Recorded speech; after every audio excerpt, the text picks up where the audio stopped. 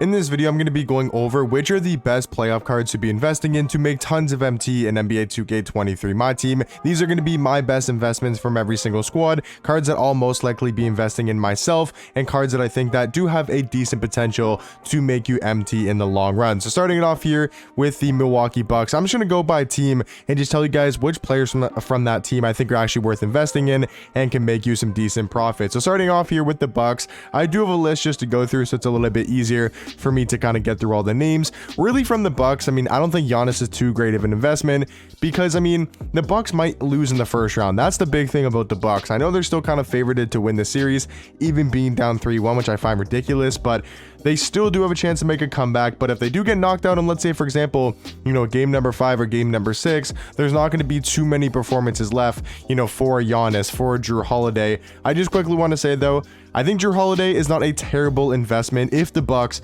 can survive this first round against the Heat and advance into the second round and then maybe the conference finals. I think he could be a solid investment because he's only going for about 35k, and you can obviously try to snipe the card and maybe get him for a little bit cheaper. And if he has one crazy good performance, I think it's a little bit more of a risky investment because the Bucks are one game away from getting eliminated. But from the Bucks, I think Drew Holiday is a solid investment.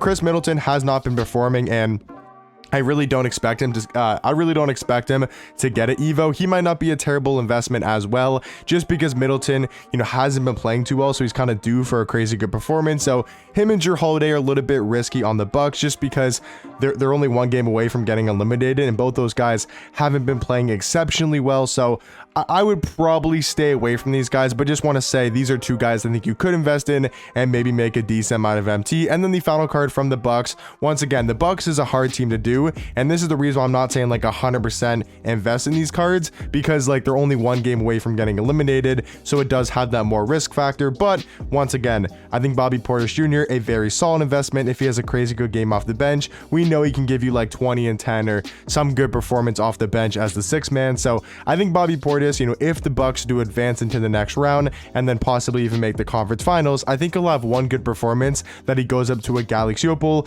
or he does go up to maybe a Dark Matter in the future. But I'm just talking about the Galaxy Opal upgrade, and he'll be a decent power forward, being 6'11" at the 4. I mean, if the card gets a new jump shot or a faster release, he's going to be able to knock down threes, and he'll also be a way better defender, and he's got that size to play the power forward position. So Bobby Portis Jr. I think is going to be also a solid investment, and probably more of the safe investment compared to Drew Holiday and Chris Middleton. So that's going to be all the cards from the Bucks that I would invest in. From the Celtics, it's really just going to be their star guys, which is expensive to be investing in and a little bit risky because you're putting in more MT. So Jaylen Brown had a crazy good performance when I'm recording this video. I'm recording this and they literally just lost to the Atlanta Hawks on Tuesday night. So yeah, now it's going back to Atlanta for game number 6. Boston still leads 3-2.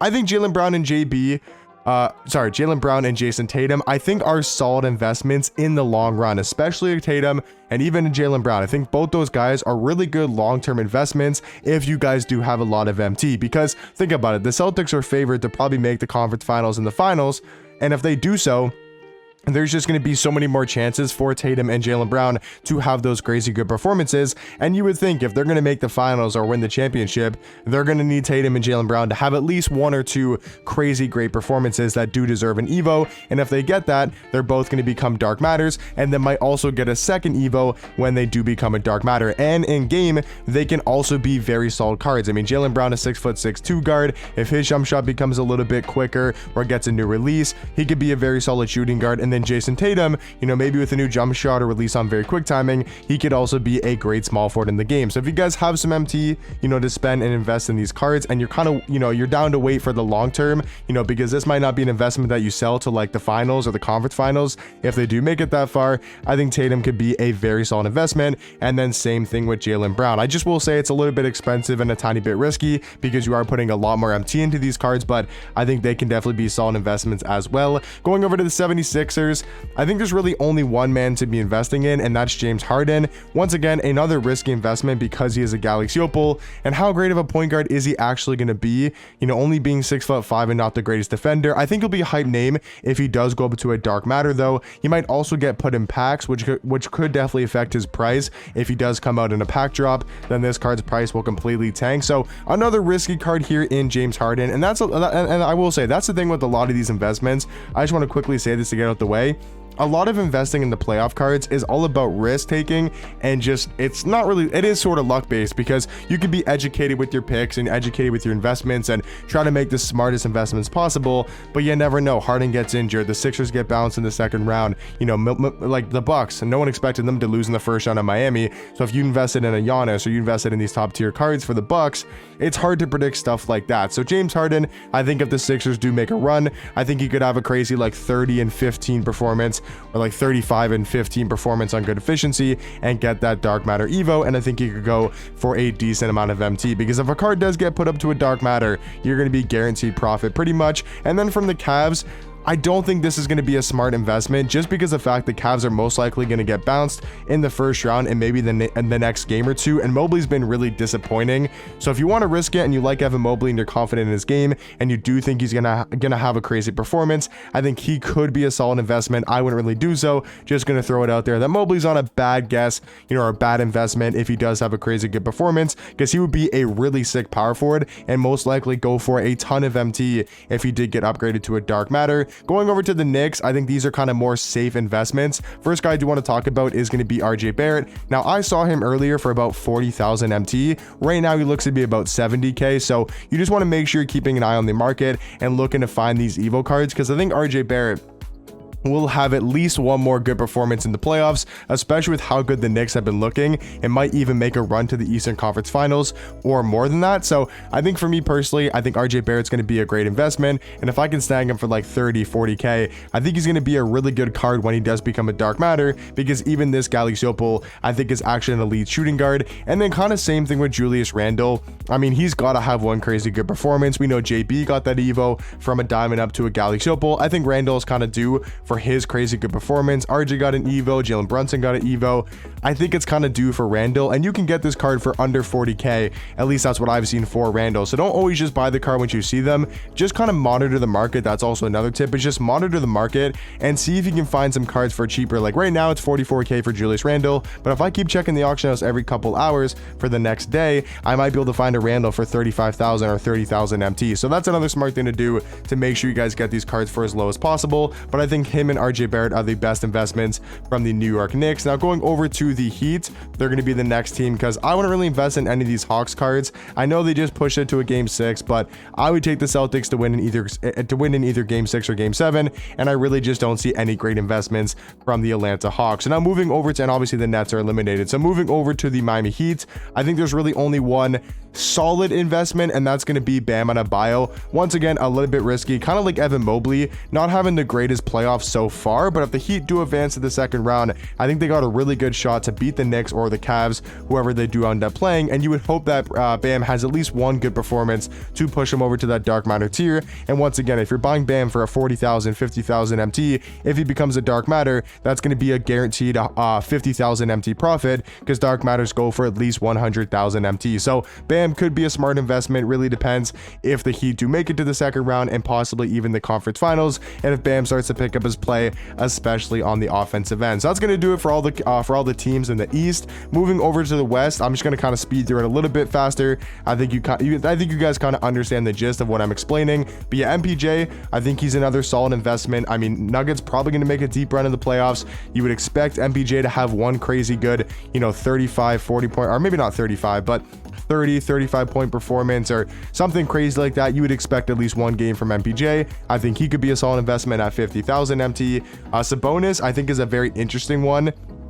I think the fact that he's 7'1" at the center position, and the Kings, I mean, it's kind of a little bit iffy with De'Aaron Fox. That's why I think his price has gone down a little bit, because people aren't sure if the Kings are going to make it to the next round. But if the Kings do somehow beat the Warriors, and Sabonis is going to have one crazy good performance, especially if they want to make it to the next round, having to play the most likely Lakers, which will be a very tough series for Sabonis, you know, going up against Anthony Davis. They don't really have too many big men, but that should be a little bit tough of a matchup for Sabonis against AD. So that might be a little bit tricky there, but the card is 7'1" at the center position. If he gets a new jump shot, or he does get his release on a quicker timing and maybe some good stats and badges, you know, getting upgraded, I think he could be a really good investment. You want to be investing in these Galaxy Opals that could possibly go to a dark matter. That's going to be the way to make the most MT possible. Chris Paul, a little bit iffy. I'm not 100% sure about Chris Paul. He's super cheap, or was earlier. Like I saw him going for like 25,000 MT, and I think if he does have a good vintage Chris Paul game, which once again, Suns gonna easily make a deep run into the playoffs. Whether they beat the Nuggets, because they're most likely going to beat the Timberwolves, whether they beat the Nuggets, they're most likely going to beat the Clippers. Whether they beat the Nuggets or they don't, I think that's probably going to go 6 or 7. And I think Chris Paul probably gives you at least one good performance to possibly put him over that dark matter tier. Next card is also going to be from the Suns, and that's going to be TJ Warren. Once again, I mean, a super cheap, low risk investment. Only about 9,000 MT for TJ Warren is kind of what you can find him for. And I think that's a solid investment. I mean, hasn't been playing too well in the playoffs, but if he does get that one Evo and goes up to a Galaxy Opal, I could see him being a solid small forward, being 6'8" in game, and does have a pretty good release. And then the next two cards are going to be from, or the next three cards actually, are going to be from the Golden State Warriors. And that's going to be Steph Curry, Klay, and Wiggins. Now, kind of like the Kings, it's a little bit risky with Sabonis. Same thing with Curry, Klay, and Wiggins, because are they going to advance in the next round? And even if they do, are they going to beat the Lakers? I think that's going to be a great series. If they do, I think Curry's got to get you one great performance. I mean, Klay and Wiggins could have a good performance in there as well. I would say the safest bet is most likely Steph Curry, unless he gets another promo card. That could obviously tank his price, but Curry's got to have one crazy 40-point performance in a win to maybe advance him into the second round. Or against the Lakers, you would expect Curry to have at least 45-point performance on crazy good efficiency. And then Klay and Wiggins, just kind of throwing their names out there, they could also be solid investments. If Klay gets hot, drops a 40-point game is very possible. And then Wiggins, you never know, could have a crazy good game, and he would be a very solid small forward as well at that dark matter tier. And then finally is going to be a player from the Lakers, and I think Rui Hachimura might be one of the better investments currently in the game. Only about 20,000 MT, maybe even a little bit lower for Rui, and he's already a great Galaxy Opal, so he's a good price. I mean, you can get this card right now, 17,000 MT for his diamond, evo him up to a Galaxy Opal, and now you're looking at a card that's worth about 20,000 MT. And if he has another crazy good performance, looks like the Lakers are going to make a deep run into the playoffs. If he gets another Evo up to a dark matter, he could be an elite small forward in the game, or even up to that 98 overall tier, and maybe get some new SIGs or something else added to the card. I think he could also be a pretty good money maker as well. So I just want to say this once again, guys, these are going to be my best investments. I'm not guaranteeing any of these are going to hit or any of these are going to make you a lot of profit. I'm just saying, in my opinion, and what I'm probably going to do with my MT on this account and my other account is I'll probably be investing here and there, maybe some of the cheaper cards, and then probably make like one big investment on like a Steph Curry, or, you know, these type of cards like a Sabonis, and see if I can make myself a lot of MT. So let me know in the comment section down below, are you guys going to be investing in any of these playoff Evo cards, or are you guys going to be investing in any of these playoff cards to hopefully get Evos? And if you guys are, maybe help each other out in the comment section down below and give away some of your Evos to help each other out, just to make some MT. But in my opinion, these are going to be the best Evo or best playoff cards to be investing in right now, to hopefully get an Evo and make yourself a lot of MT. But hopefully you guys did enjoy, and I'll catch you guys in the next one. Peace.